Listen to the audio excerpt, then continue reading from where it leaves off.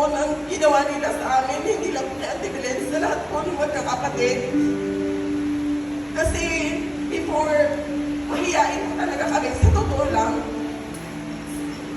Kung ano man yung kinatatayuan namin, kung ano man yung may courage na po kami magsalita. Bakit po kami nandito ngayon? Nang dahil po, sila rin po, sa galing po sa kanila, ang lakas ng loob, yung tumayo ka ng sarili mong paa. Sila po yung nagbigay sa amin ng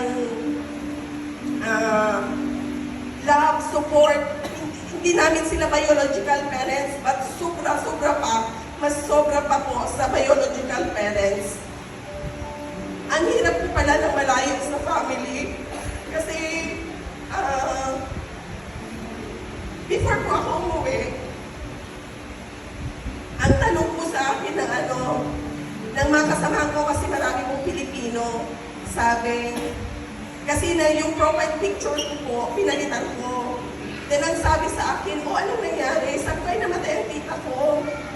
Then sabi nila, nagpaalam na ako sa manager ko na uwi. Sabi ng mga Pilipino, tita mo lang naman pala ang uwi.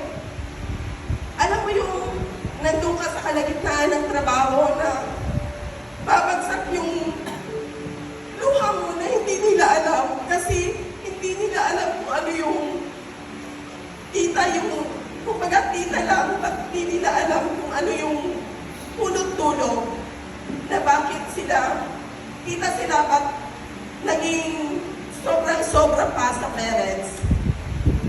Si Ate Belen, hindi lang po ako yung nagiging isa sa mga produkto nila. Marami po kami.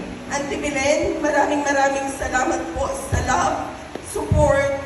Sabi nga ni Balong na nagiging attorney.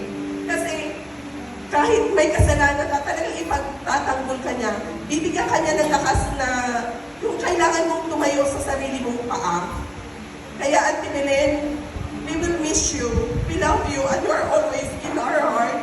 Maraming salamat po sa lahat ng suporta. Hindi po kami ganito ngayon kung hindi po galing nagsimula sa inyo na magkakapatid. Mamimiss ka po namin, Ate Belen. Sa lahat po ng mga inaanyayahan ko po, sa lahat po ng mga isa sa mga produkto, hindi lang po ako. Inaanyayahan ko po kayo na pupunta lahat dito. Hindi ko na po kayo isa-isahin. Sa lahat po, kung feeling nyo, isa kayo sa nagiging bahagi ng buhay ng Ate Belen, inaanyayahan ko